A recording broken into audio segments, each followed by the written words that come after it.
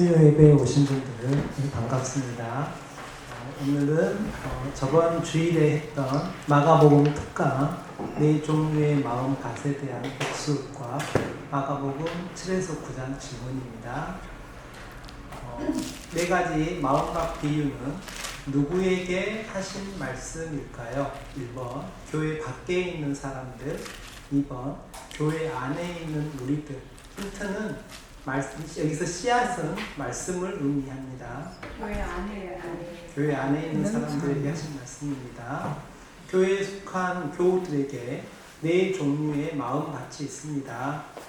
예수님께서 네 종류의 마음밭을 말씀하셨기 때문에 저희들은 이 밭 중에 어떤 밭에 속하게 되는 거예요. 이 밭도 아니고 난 이 밭도 아니고 다른 밭은 없어요. 다 이 밭에 몇 중에 하나 들어있어요. 길가와 같이 왕국의 굳은 밭일지, 돌밭 같은 밭일지, 가시떨기 잡초가 가득한 밭일지, 열매 맺는 옥토일지, 넷 중에 하나는 내가 속한 밭이다 생각하시면 됩니다. 성경이 말하는 마음밭하고 같은 의미가 아닌 것을 찾으셔야 됩니다. 하나는 하나님은 우리의 중심을 보신다 할 때 중심을 말씀하실 수 있고요. 생명의 근원으로서의 밭을 얘기할 수도 있고요. 말씀에 대한 우리의 자세를 설명할 수도 있고요. 외모를 설명할 수도 있습니다. 아닌 것은 뭘까요? 외모는 아닙니다. 길가와 같은 마음이 아닌 것은 무엇일까요? 1. 완고해 줄 마음, 2. 굳은 마음, 3. 완악해 진 마음, 4번 말씀을 알려고 심혈을 기울이는 마음. 4번은 아닙니다. 4번 아마 옥토이겠죠. 돌밭 같은 마음이 아닌 것은 1번 말씀을 받고 잠시 기뻐하는 사람, 두 번째 말씀을 받는 그 순간에는 감동하는 사람, 세 번째 감정적으로만 말씀을 받는 사람, 네 번째 환난과 박해에 인내하는 사람. 돌밭 같은 마음은 환난과 박해에 인내하지 못합니다. 다음 주십시오. 신앙생활에 특별한 비법이 없습니다만 있다면 이것이 비법일 것 같습니다. 이것은 마라톤 같은 중요한 경기에서 승리하는 요건이기도 한데요. 1번 끈기 없음, 2번 참을 수 없음, 3번 인내함입니다.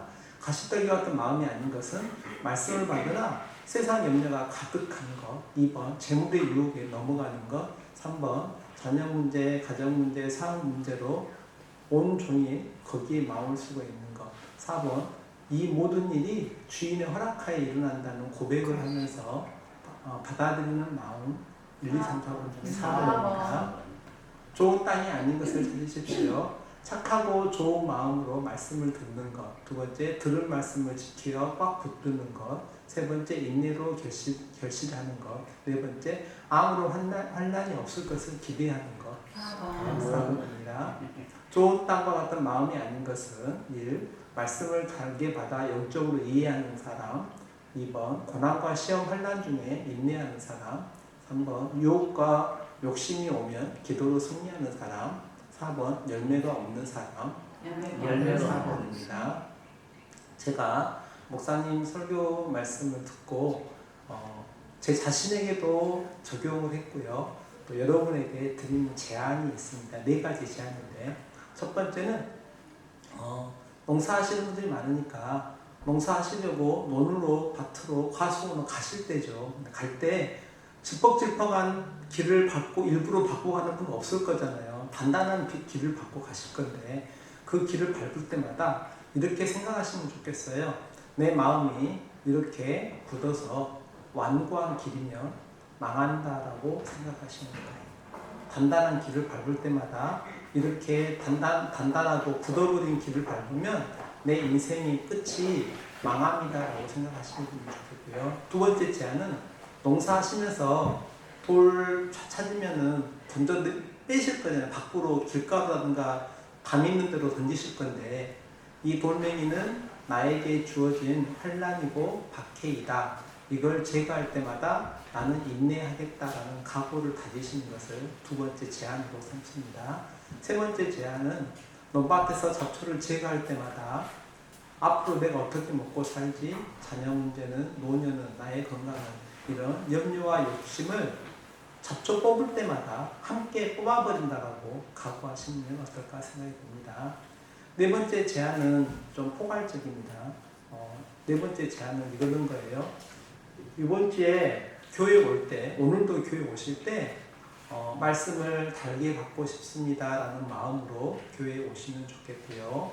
교회 도착 후에 오늘 목사님이 설교하신 말씀을 잘 이해해 달라고 기도했으면 좋겠고요. 말씀을 들은 다음에는 환난과 시험을 인내하겠다는 다짐을 했으면 좋겠습니다.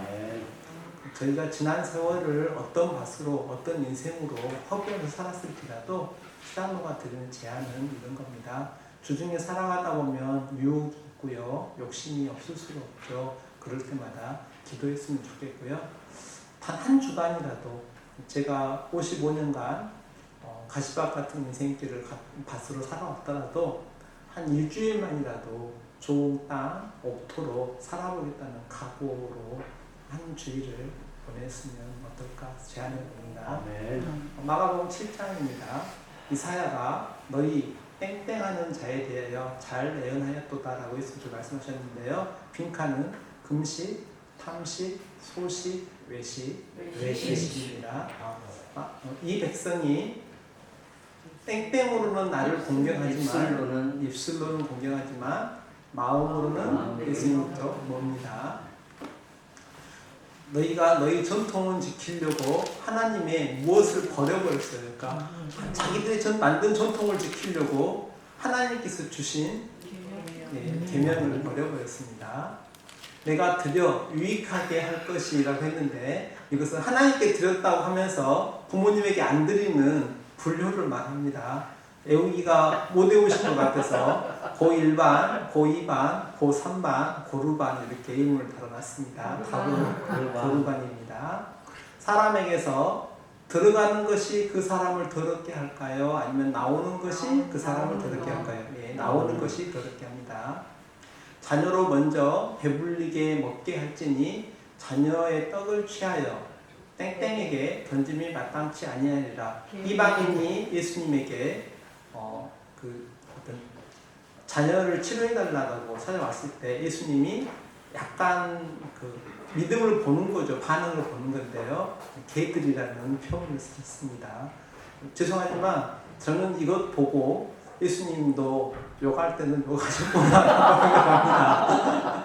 마가복음 7장 그 욕을 들은 여자가 답을 이렇게 합니다.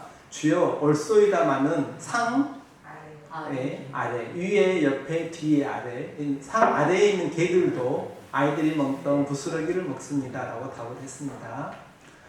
예수님께서 하늘을 우러러 탄식하시며 그에게 이르시되 뭐라고 하셨어요? 오보다 큰바다 에바다라고 하셨습니다. 이 뜻은 닫히다 풀리다 열리다는 뜻입니다.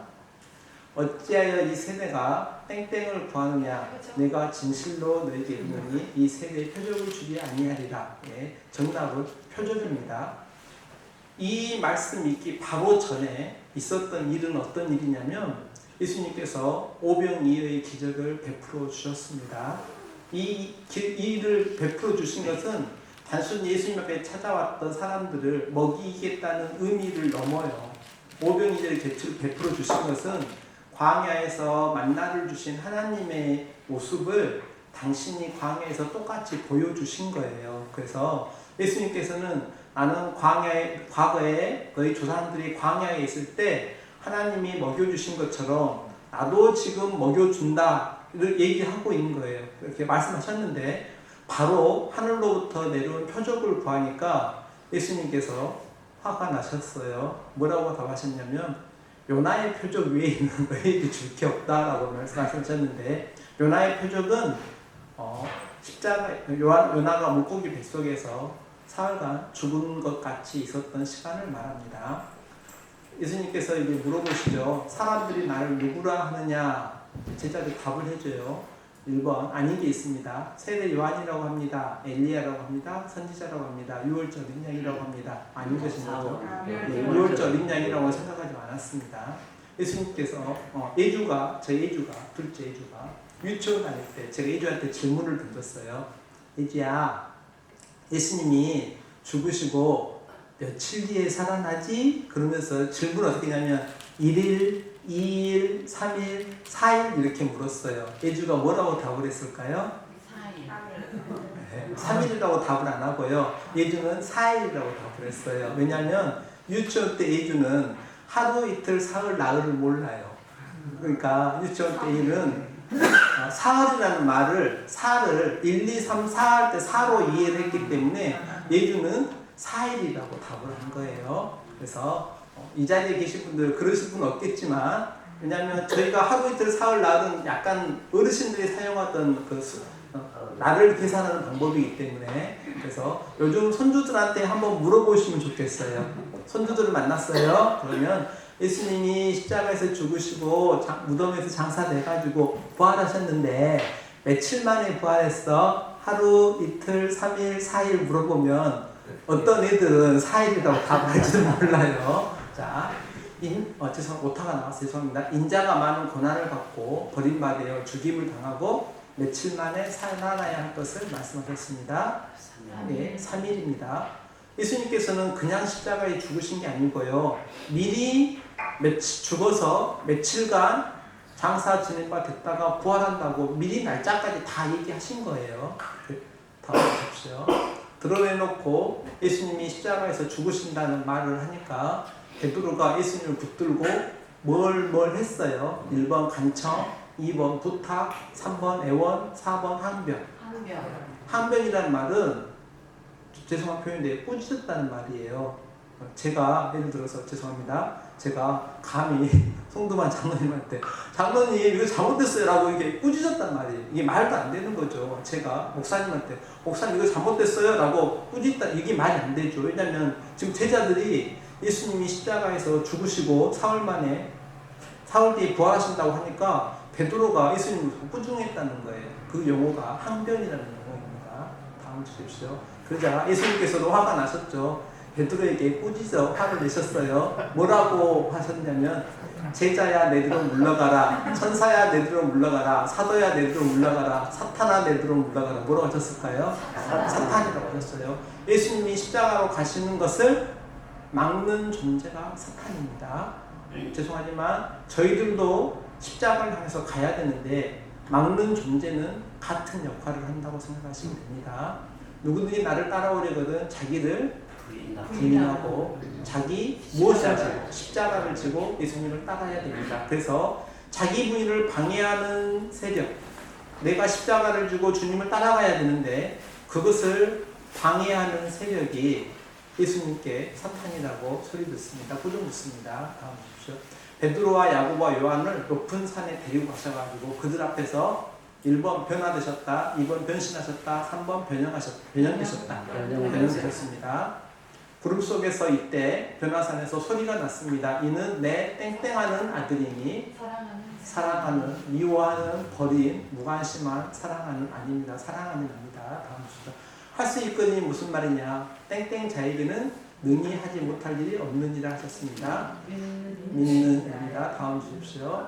인자가 사람 손에 넘겨져 죽임을 당하고 죽은 지 며칠 만에? 3일 만에. 제가 짧게 요약해도 벌써 예수님이 당신의 죽음을 예고하시고 3일 뒤에 살아나실 것을 지금 반복해서 얘기하고 계시죠. 제자들은 반복해서 이해를 못하고 있는 거고요. 그러나 제자들은 이 말씀을 깨닫지 못하고 묻기도 두려워했습니다. 끝까지 제자들은 모르는 거예요. 언제까지 몰랐을까요? 네, 아마 오순절 사건 혹은 부활을 목도할 때까지 이해를 못했겠죠. 아마 그랬을 것 같아요. 누구든지 첫째가 되고자 하면 무사람이 끝이 되면 무사람을 어떤 사람? 섬기는 저희 교회 장로님들이나 권사님들이 정말로 열심히 섬겨주시는 분들이 계셔주셨기 때문에 그곳에서는 첫째이고 큰 분들이 아닐까 생각합니다. 다음 보십시오. 거기에서는 못도 안 죽고요. 부더기도 안 죽고요. 못도 꺼지지 않습니다. 저희가 복음을 전하지 않으면 저희의 자녀들이, 저희의 이웃들이, 저희의 마을 사람들이 부더기도 죽지 못하고 불도 꺼지지 않는 곳에서 영원히 있을 수 있습니다. 감사합니다.